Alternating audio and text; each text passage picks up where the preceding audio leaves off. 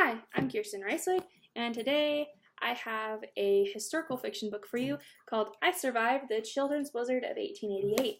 Before we get started, let me just leave a small disclaimer. I live with two dogs, and they are very noisy sometimes, and they are playing right by my desk. So I do apologize if you hear any barks, yelps, or growls, because they do that too, or just general running around. This book was written by Lauren Tarshis, and it is published by Scholastic. Let me get that year for you, 2018. This book would be a great book for early chapter book readers. Anyone who is interested in historical events also would really enjoy this book. I would say probably ages around 10, possibly 9, if they're kind of up there in reading. In this book, we learn about a fictional character named Johnny. He and his family have recently moved from Chicago to the Dakota Territories in order to get free land, farm the land, and generally just live there and make a good life for themselves. Johnny is very much a city boy. He enjoys the White Stockings, which is the baseball team that he loves, as well as he does not like living in the Dakotas with just a bunch of farm boys, and he thinks that they're not going to understand him. So part of the book is also him coming into living in the Dakotas. I almost said North Dakota. It's Dakota Territories, and just getting to know the people that live there and getting to know the layout of the land and what life is like there. He goes to school in a one-room schoolhouse, which is very typical of the time period for him, 1888. Probably not in the cities. You're probably looking at bigger schoolhouses there, typically like your indoor schools, some of the schools that we're familiar seeing here, maybe like in Idaho Falls, something like that.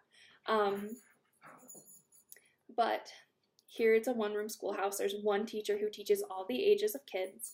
And also the kids don't go to school during harvest, which is something that we see in satellite communities here in the Rexburg area. I think Rexburg actually closes for school during harvest season, as well as St. Anthony, Ashton, places like that. Idaho Falls, you don't normally see that. And where I'm from in California, we don't normally see that, even though we are a very big farming community in Bakersfield. But we don't normally see that anymore because we typically have workers that can't handle that, and we don't have to pull our kids out of school. But that is something that does happen here. Talking about the children's blizzard. So in 1888, there were lots of blizzards. It was an early winter, and during the time, I think it was in January. Let me just take a quick peek. January 12th, 1888 is the day that it happened. It had been a sunny day, so people had decided to send their kids to school. That way they weren't stuck in the house, because they had been stuck in the house for most of the winter. So everybody thought that it was pretty much the end of the blizzards, snow here and there, but for the majority of it, it was really warm. It was so warm, in fact, that Johnny and his little sister didn't take any of their warm clothes, like gloves or hats, anything like that, because it was so warm. I think it was in the 30s. So they go, and then a crazy blizzard storm just rolls in out of nowhere, as they do, and the kids are trapped in the schoolhouse. So while they're trapped in the schoolhouse, they get rescued eventually. However, Johnny and his friends get stuck in a sled, that the horse gets spooked, and the driver falls off because the horse is spooked by the schoolhouse basically falling apart onto the sled. So the horse takes off, and Johnny and his friends jump off the horse sled in order to avoid dying, and then are stuck in a new dilemma of not dying by freezing to death. So they walk towards what they think is a house, and it's actually a haystack, and they find warmth in the haystack and are able to live through the blizzard by staying in the haystack, staying warm, and staying together. I think that this is a great book for anyone who is interested in historical events that have happened in the past.